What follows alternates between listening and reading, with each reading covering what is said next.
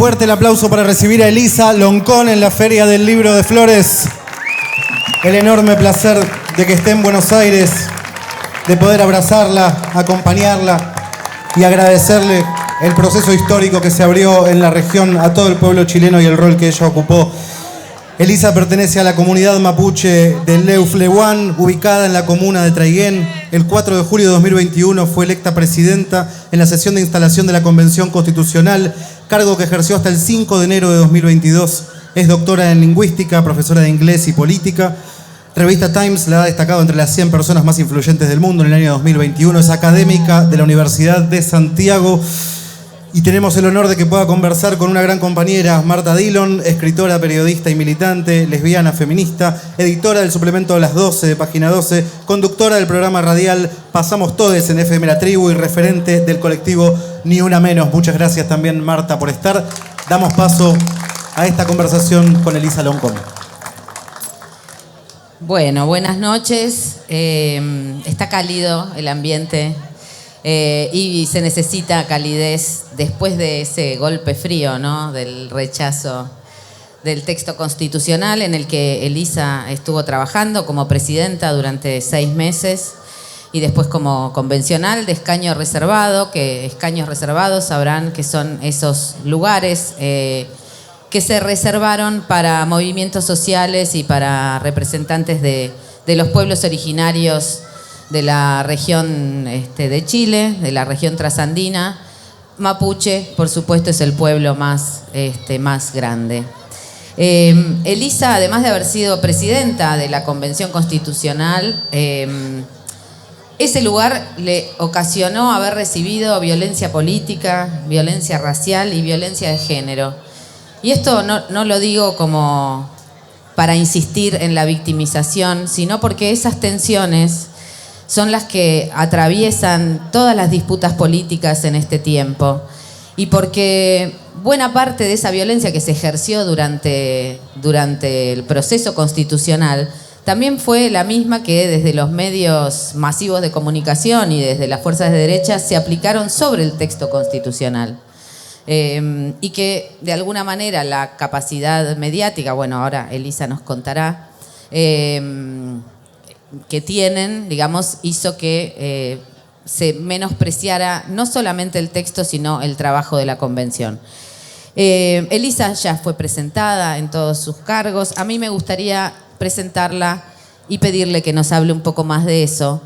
Según una frase que ella me dijo en otra entrevista, que tuve el placer de hacerle, que se definió como habitante de 2 mundos. Entonces, me gustaría, Elisa, si podés contar de qué se trata ser habitante de 2 mundos y si ahí podés enhebrar algo de tu historia política. Sí, muy bien, muchas gracias. Buenas noches ya a ustedes que nos acompañan.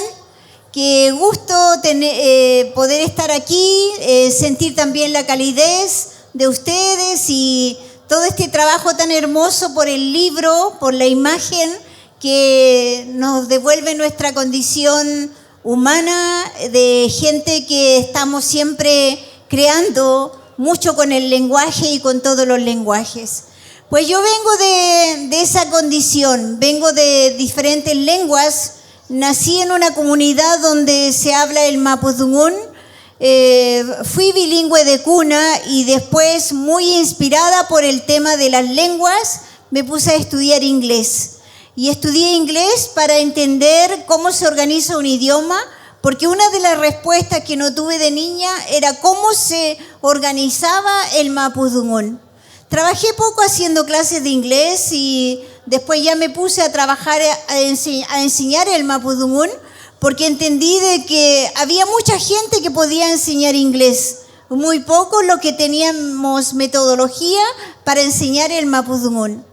Habitar los mundos, habitar 2 mundos, habitar 3 más mundos, tiene que ver con esa apertura que desarrollamos las personas que pertenecemos a distintas culturas.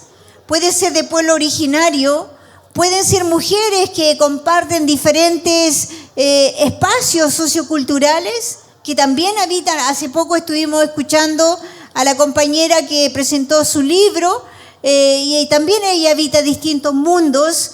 Lo importante en esto es que esa apertura implique la alteridad de reconocer y respetar al otro como legítimo otro.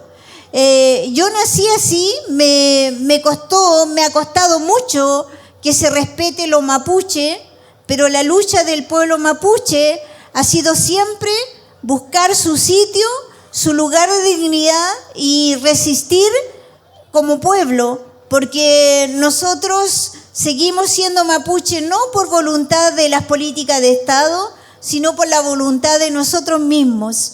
Entonces, habitar mundos también implica resistir con tu propia identidad, como tú eres, y frente a esa forma de resistencia, obvio que nosotros no nos vamos a victimizar, porque caer en la victimización de grupos que son minorizados es negarle su lucha. Y cada grupo que quiere seguir existiendo, cada pueblo que lucha por su existencia, está siempre mirando más allá de esa discriminación, desarrollando estrategias de sobrevivencia en un mundo que le quiere dar la espalda. Elisa, además de habitar, todos, como dice mi amiga Virginia Cano, venimos con un mundo, ¿no? Entonces, además de habitarlo, el venir con un mundo, ¿qué trae ese mundo mapuche que vos crees que podría servir, o por lo menos qué cosmogonía, qué prácticas podrían servir para pensar este mundo tal cual es, este mundo globalizado, ¿no? Donde los pequeños mundos un poco se pierden?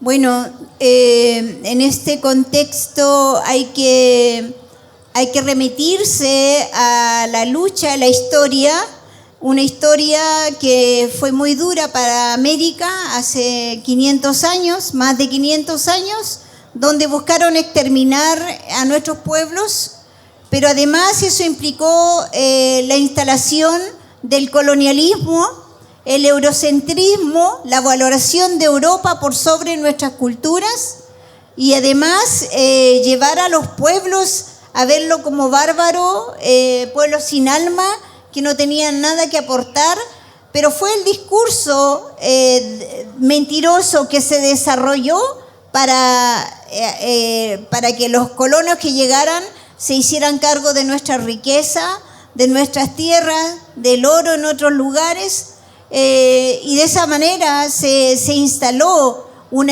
imaginario nuestro como bárbaros. Sin embargo, si hubiéramos sido bárbaros, yo creo que entre nosotros ya nos hubiéramos hace tiempo liquidados. Nosotros somos pueblos que tenemos una filosofía diferente a la filosofía colonial, a la filosofía europea, y la mayor aporte que hacen las naciones originarias de Abya Yala es plantearse como culturas que reconocen la interdependencia de nosotros con el otro, porque sí somos interdependientes. De ahí la cultura que tiene una fuerte valoración por lo colectivo, por lo comunitario, pero también una interdependencia fuerte con la naturaleza. Europa, el colonialismo, cosificó la naturaleza, la transformó solo en un recurso explotable con el cual se hicieron las riquezas en Europa y con el cual hoy día se mantienen los pocos ricos que existen en nuestros países. Sin embargo, en los pueblos originarios, para nosotros la naturaleza, la tierra está viva, está vivo el aire, está viva la montaña, y nosotros convivimos con esa vida y esas vidas se respetan. Nosotros ofrendamos a la Madre Tierra por lo que nos entrega. Es necesario un pensamiento de pueblos, de culturas, para la época en que vivimos, con una fuerte crisis climática, desarrollar esta mentalidad, porque de lo contrario no somos conscientes de la situación en que nos ha llevado esta cultura donde el hombre es superior a la tierra y donde el hombre es superior a las mujeres. Y eso es lo que aportan las naciones originarias. Donde están los pueblos originarios, donde hay mayor diversidad biológica, mayor diversidad de los territorios y mayor diversidad cultural y mayor diversidad lingüística. Los seres humanos no somos calcados unos del otro, somos diferentes. Y esa diferencia es la que enriquece a una sociedad globalizada, porque es demasiado arrogante pensar de que desde una sola cultura vamos a desarrollar los problemas que tenemos. Nosotros tenemos una manera de entender la salud, la medicina, y nuestras culturas tienen forma alternativa de cómo curar a uno enfermo, de cómo sanar las enfermedades. Y eso no es tan presente en las otras culturas. Nosotros como pueblo tenemos también una espiritualidad muy importante vinculada a comprendernos nosotros, no solamente personas que tenemos cuerpo material y que estamos detrás de una situación económica de sobrevivencia, sino que también es importante reconocer la espiritualidad de los seres humanos. Entonces, esos valores colectivos, de la comunidad, valor a la naturaleza, el reconocimiento de la espiritualidad, el ver al otro como hermano, son todos valores necesarios para la sociedad globalizada. Y lo practicamos y lo tenemos. Eso es lo que nosotros queremos compartir con el resto, en el caso allá de los chilenos o donde yo voy, hablo de esto, porque necesitamos que todas las culturas defendamos la madre tierra. De lo contrario, estamos dañando nuestra propia existencia. La naturaleza. Gracias. La naturaleza como sujeto de derecho, la plurinacionalidad, una constitución redactada de manera paritaria, el reconocimiento de los derechos sexuales y reproductivos y no reproductivos de las personas con capacidad de gestar. Estas fueron algunas de las características fundamentales de esta constitución.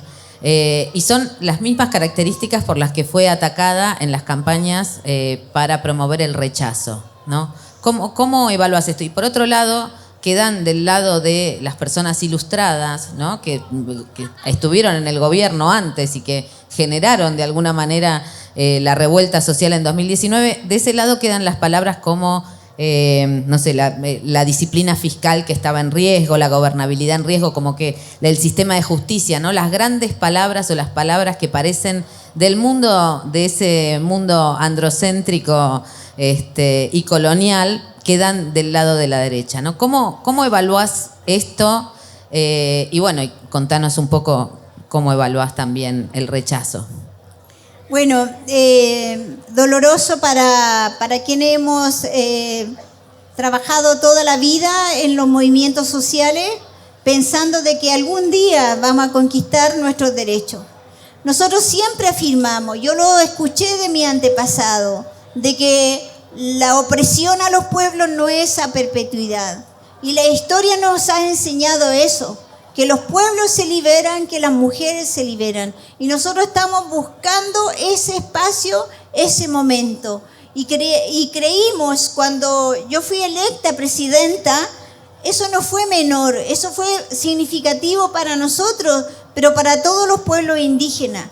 Porque después de habernos visto como personas incapaces de tener y participar de un proyecto común, terminé siendo yo electa para dirigir una constitución para todos los pueblos de Chile. Y eso es muy importante en la historia, porque por primera vez en la historia de mi país, una persona que venía del grupo oprimido iba a trabajar para oprimidos y opresores. Ese era el desafío, esa fue la esperanza tan grande. Y para eso nuestros pueblos siempre se prepararon. Y nosotros nos preparamos. Yo vengo de toda la vida discutiendo el tema del valor de las lenguas. Mi trabajo académico tiene que ver con los derechos lingüísticos, la enseñanza de los idiomas, el estudio gramatical de los idiomas, y así también las otras compañeras que llegaron a la Convención Constitucional. Las mujeres que llegaron a la Constitución, los movimientos feministas, eran personas que tenían el conocimiento técnico, el trabajo de la calle y la visión política de cómo había que hacerlo. O sea, ahí no llegó personas, la mayoría de la gente que luchó hasta el final en la Convención Constitucional para instalar las normas, era gente que conscientemente fue electa y llegó para trabajar ahí. De ese trabajo que lo hicimos con compromiso, que lo hicimos con ética, que lo hicimos con diálogo político intercultural, yo creo que queda ese como broche, y aun cuando nuestra propuesta constitucional haya sido rechazada, es una constitución vanguardista para el ciudadano, la ciudadana del siglo XXI, para los otros lugares, para los otros países, porque era la primera constitución en el mundo que se estaba escribiendo en paridad y que además instalaba los derechos de paridad dentro del sistema político. Y eso no estaba en ninguna parte. Nosotros lo habíamos logrado y lo habíamos instalado. Y estábamos muy contentos porque para allá pensábamos que este era el momento. Pero la realidad fue otra. La realidad fue de que apareció un grupo, se planificó en realidad el proceso con un plebiscito de entrada y un plebiscito de salida. Ninguna constitución en el mundo se planifica con 2 plebiscitos, pero lo nuestro fue hecho así.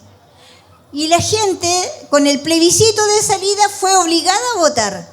O sea, 6 millones y tantos de chilenos y chilenas que no habían votado, pero que no habían votado porque no tenían empatía con el proceso democrático, porque no les interesaba ese proceso, porque vienen del sistema político neoliberal instalado con la dictadura, y hay poca conciencia de los derechos sociales. Aquí ustedes tienen universidad gratuita. Imagínense lo que sería no tener ese derecho. Nosotros no tenemos ese derecho. Y nosotros instalamos la educación, un sistema educativo donde la universidad sea gratuita. Y fue rechazado. Fue rechazado. ¿Y por qué fue rechazado? Porque, bueno, ese grupo no está pensando de los derechos sociales. Fue acondicionado a trabajar, a ser esclavo. Estamos condicionados casi todos, ¿no?, de ser esclavos de nosotros mismos en un sistema neoliberal de ultranza, y la verdad que eso jugó en contra.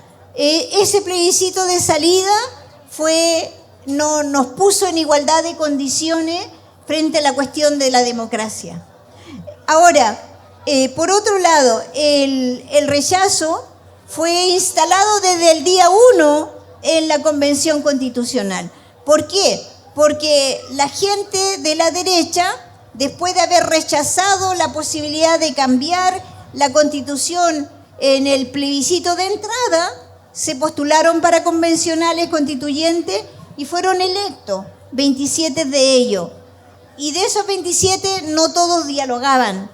Hubo un sector de la ultraderecha que estuvo desde el primer día atento a los errores, y sobre esos errores fue construyendo un discurso, y el discurso de que éramos incapaces de ponernos de acuerdo, el discurso de que hablar el idioma de los pueblos, vestirse con la ropa indígena era dividir el país, y lo fueron instalando.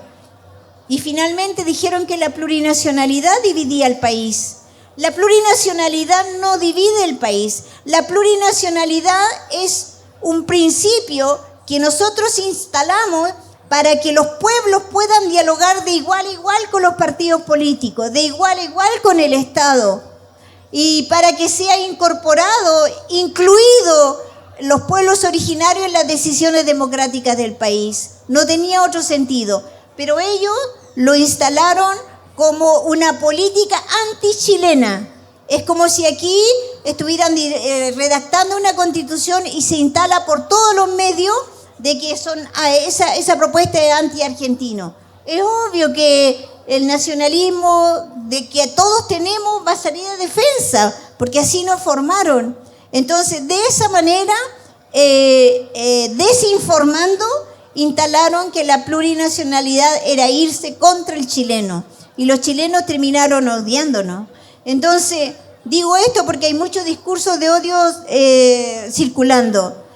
Sin embargo, cuando fue el movimiento de la revuelta social para el 2019, todo lo que se hizo en instalación de la voz de los excluidos se hizo de manera plurinacional, con la bandera de los pueblos indígenas, con las lenguas de los pueblos indígenas, lenguas que nunca habían sido consideradas, terminaron siendo los escritos de las calles. Entonces, había una voluntad plurinacional que fue manipulada con la desinformación por los medios de comunicación para que el propio chileno votara en contra de nosotros con la desinformación de que se iba a dividir el país. Y eso es una mentira, es desinformación.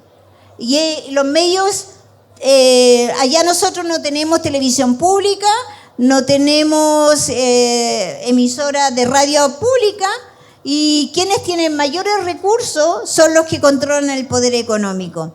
Y desde el primer día que se está diciendo, con discurso de odio hacia los convencionales. Entonces, el discurso de odio destruyó a los mensajeros, nosotros, y por otro lado, tergiversó el discurso de la nueva Constitución.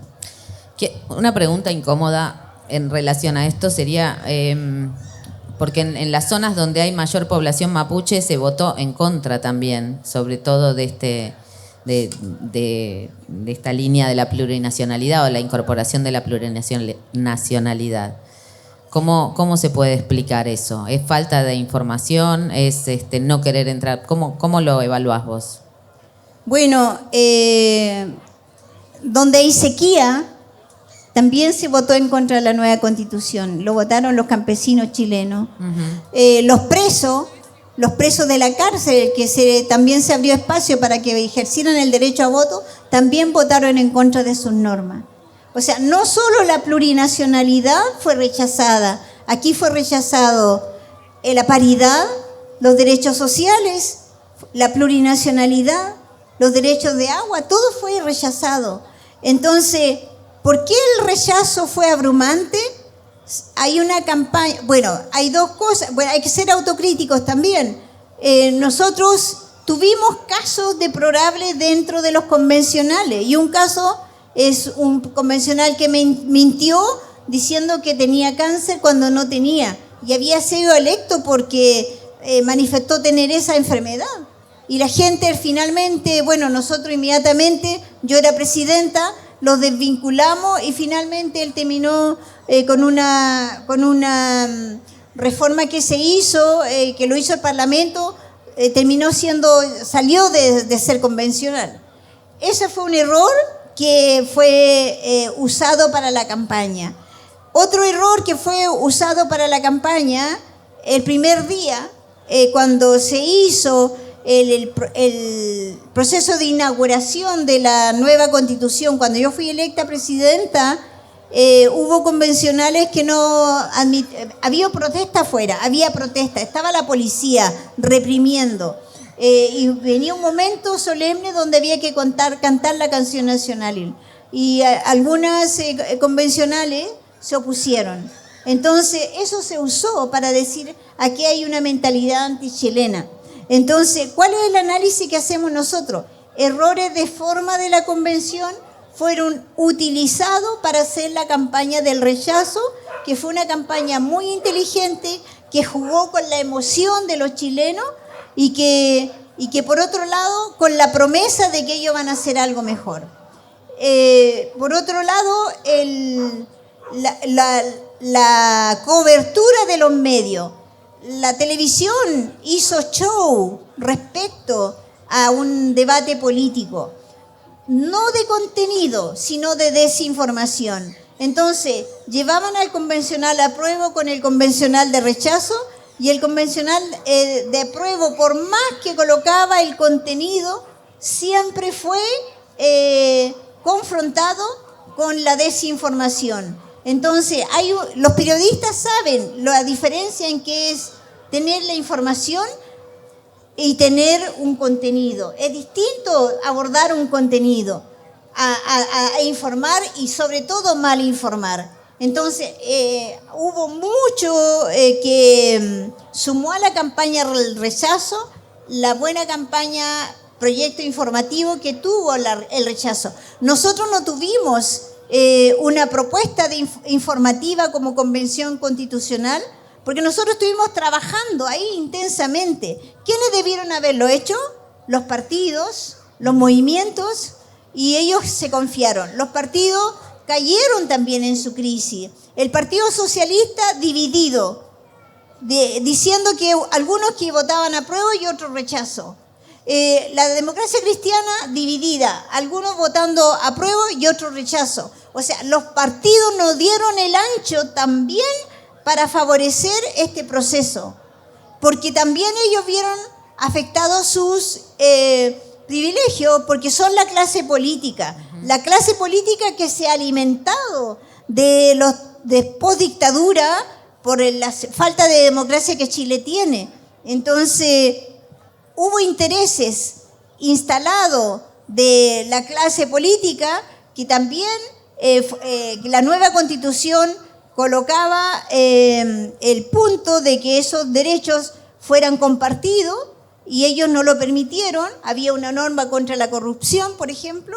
Había una norma, los mismos derechos de agua. Muchos políticos tienen derecho de agua. Un río, ya está todo distribuido los derechos del agua. Si ejercieran el derecho de agua ellos, el río quedaría vacío. Entonces, el problema de sequía y de la falta de agua es realmente demoledor en Chile, porque la gente está tomando agua de mala calidad. Entonces, imagínense, si afecta a toda la gente esa situación, aún así el rechazo fue capaz de poner el discurso desinformativo para restar los votos. ¿Y cómo evaluás la actitud, digamos, o la posición que tomó el gobierno de Gabriel Boric? Porque no definió un apoyo y a la vez el rechazo le costó, digamos, volver a dar de nuevo las cartas de su propio gobierno, ¿no? Se cayeron la mitad de los ministros, hubo como un vuelco hacia lo que era la concertación, digamos, ¿no? Como ese espacio de centro-derecha que viene gobernando Chile desde hace 30 años. Todo es muy complejo porque nosotros instalamos la convención con un gobierno en contra. El gobierno de Sebastián Piñera nos dejó caer.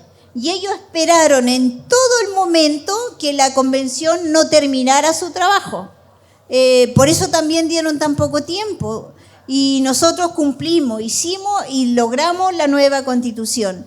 Luego, cuando ingresó el gobierno de Boric, igual ahí hubo, dentro de la misma convención, nosotros vimos los problemas que habían con los partidos que estaban disputándose quién iba a ser el presidente. Y ahí también fallaron los partidos, porque los partidos son el puente de diálogo entre la sociedad, el gobierno y el Estado.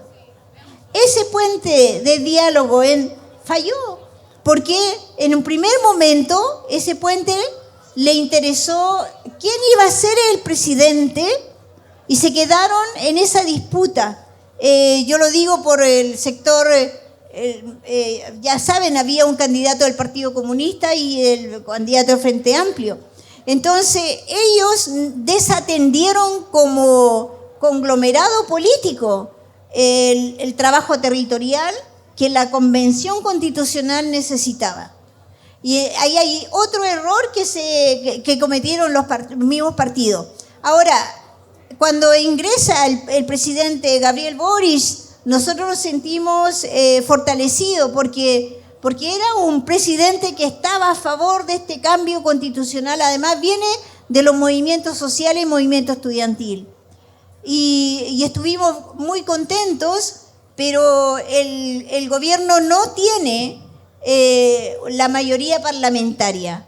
Y la derecha dentro del Parlamento presiona y hoy día con más fuerza casi le agenda al presidente las cosas que tiene que hacer. Entonces el gobierno está debilitado. El gobierno está debilitado, estuvo debilitado, se generaron una cantidad de otros mecanismos que vienen de los poderes del Estado. Por ejemplo, en el caso de nosotros, los pueblos indígenas, entendemos la plurinacionalidad como la vía política hacia la democracia y la participación. Pero los poderes, en este caso el Poder Judicial, no está a favor de nosotros. Entonces, ¿qué hicieron? Tenemos conflicto de violencia en el sur. Nosotros tenemos problemas también en el sur. Tenemos hermanos que no están por la vía política, que están por una vía confrontacional. Y lo que hicieron durante campaña, tomar preso a ese sujeto, a ese hermano, y con eso se hizo también la campaña del rechazo. Pero además ese hermano, yo, cuando fui presidenta, la derecha me agendaba a mí preocuparme de la violencia en el sur. Yo no me podía preocupar de la violencia del sur porque eso es del poder constituido. Corresponde a los tribunales, corresponde al sistema de justicia. Y yo lo que más hice fue condenar la violencia, pero condenar la violencia es muy... ya no tiene mucho, es simplemente una palabra política, ¿no? Condené la violencia. Pero ellos no me dejaban trabajar diciendo de que yo no estaba casi a favor de la violencia. ¿Cómo pueden decir que estábamos a favor de la violencia cuando nosotros estábamos sentados dialogando con el otro, valorando el diálogo? Entonces ese hermano salió diciendo que había que rechazar. Y eso también, en nuestro pueblo, también faltan los valores de solidaridad con los que yo empecé este discurso. Porque si somos hermanos, si somos pueblo, si tenemos una visión complementaria del hombre a la mujer, nosotros las mujeres que éramos las convencionales constituyentes, que llegamos con fuerza y preparada ahí, necesitábamos el apoyo de nuestro hermano. Y ellos, al menos esa línea política no nos apoyó. Entonces ahí también hay una falla dentro de nuestro propio pueblo, porque al final de cuentas hay que compartimos el fin de la lucha. Queremos autonomía, recuperar los territorios, los derechos políticos, los derechos lingüísticos, culturales. También lo dicen ellos, pero en esto teníamos que compartir la estrategia. Y la estrategia que usaron fue favorable al rechazo. Llegó el punto en que las mismas palabras de esos sujetos de la la parte más radical, la estaba usando los de derecha más radical, diciendo que nosotros éramos los privilegiados de la lucha mapuche y que...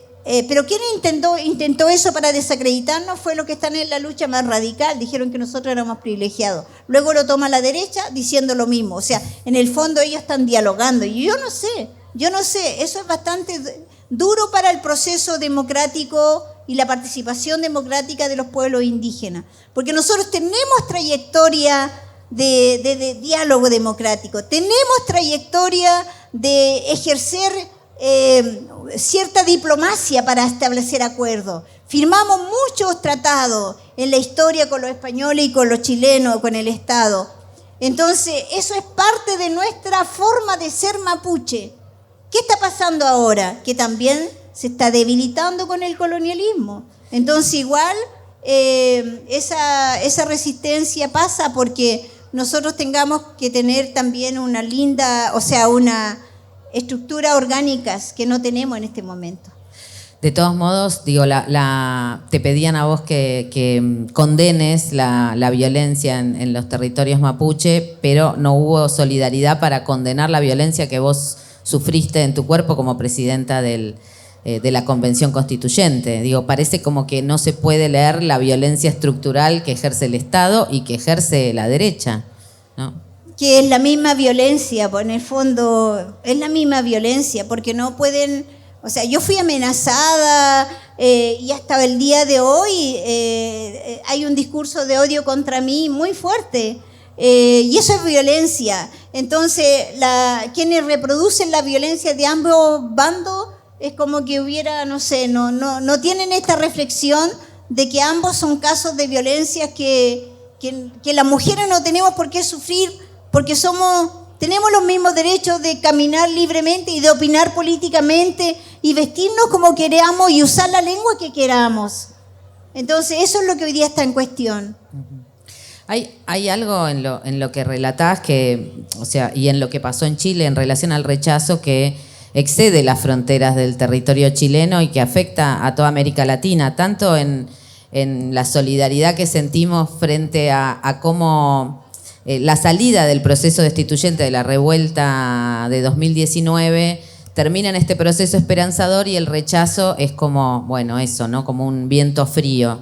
Pero también que se haya debilitado el gobierno de Boric debilita también las esperanzas de procesos democráticos que puedan ampliar derechos o cambiar el estado de cosas en Latinoamérica, ¿no? Como que cada vez que hay un gobierno que genera esperanzas, como el de Petro en Colombia con Francia Márquez, donde también se empiezan a crujir algunas cosas, entonces pareciera que nunca podemos salir de esa dicotomía entre la institucionalidad y la necesidad urgente de una transformación que por ahí en Colombia la llaman una transición hacia otros modos de producción, hacia otros modos de distribución de la riqueza, hacia pensar la naturaleza como un sujeto de derecho. ¿Cómo lo ves vos? ¿Cómo te sentís desesperanzada? Porque a la vez el rechazo en Chile, que no implica el final ni de la revuelta ni de la posibilidad de una nueva constitución, es un festejo para la derecha que sigue alimentando, en cambio, las ansiedades y los sueños de exterminio de la derecha. Bueno, nosotros en Chile le llamamos palomita a los maíz inflados, ¿no? Le llamamos palomita. Y yo creo que este discurso que hoy día tiene, cómo terminó el proceso de nueva constitución, es sin duda un acto democrático en términos de que ganó el rechazo por un voto mayoritario. Es el acto concreto, o sea, ahí se ejerció democracia.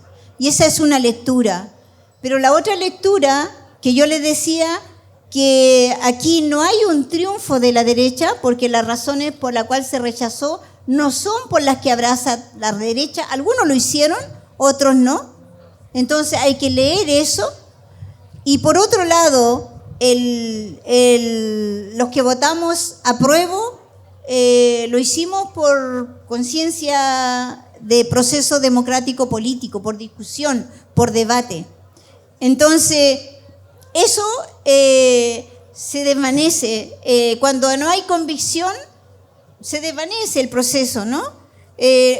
Y quiero decir con esto que no podemos en este momento caer en la desesperanza, porque, como les decía, hay un proyecto político contenido en un documento que fue rechazado, pero que fue acordado por la mayoría de los chilenos electos democráticamente para hacerlo. Y ese proyecto político va a ser una referencia que nos va a servir.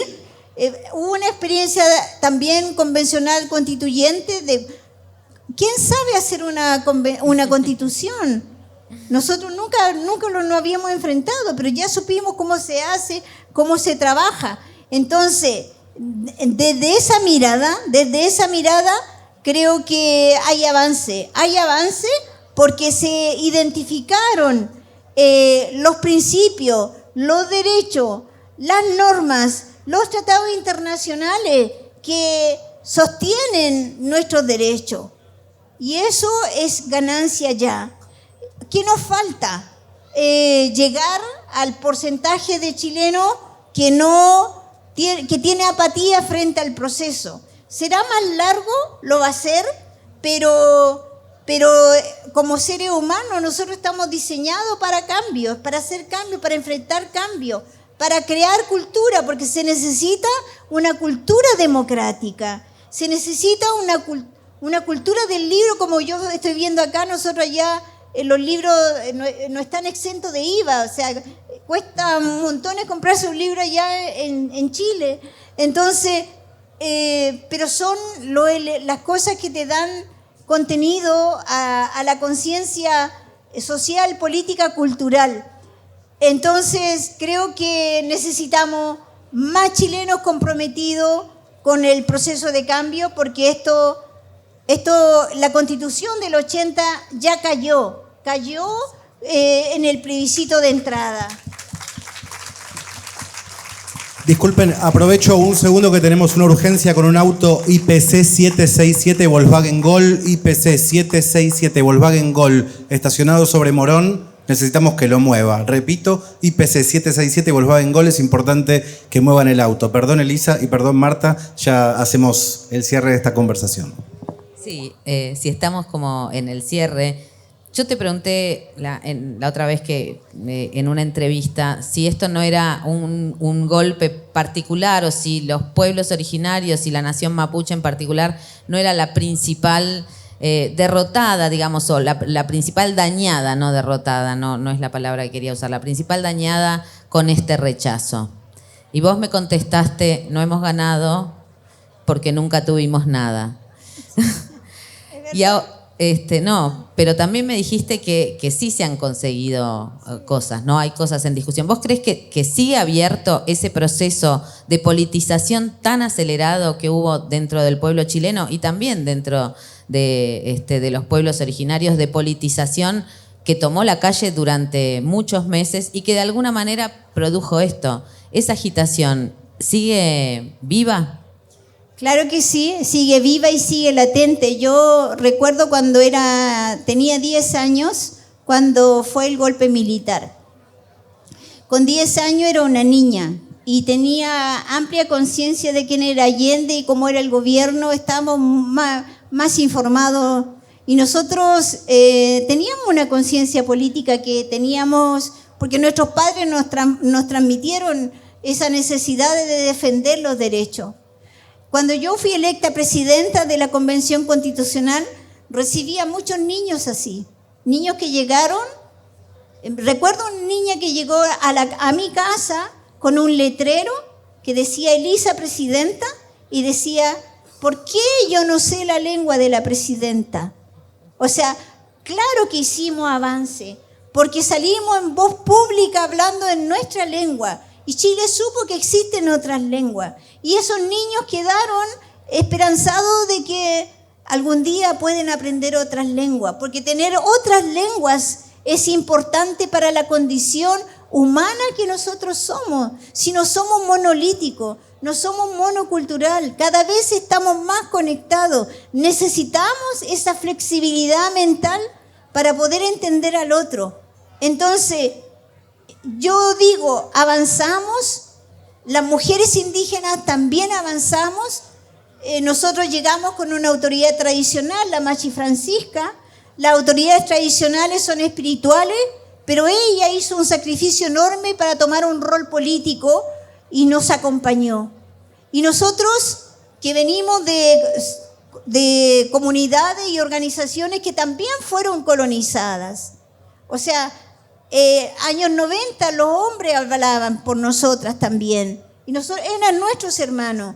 Pero nosotros, si luchamos por la autonomía, si luchamos por la tierra, eso no lo va a conquistar solo el hombre. Tenemos que ir los hombres y las mujeres y todas las diversidades en función de esa defensa. Y eso logramos porque lo demostramos en la discusión, en el debate.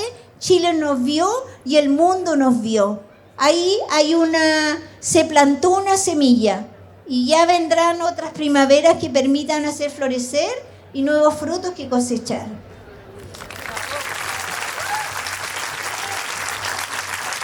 Bueno, muchas gracias, Elisa.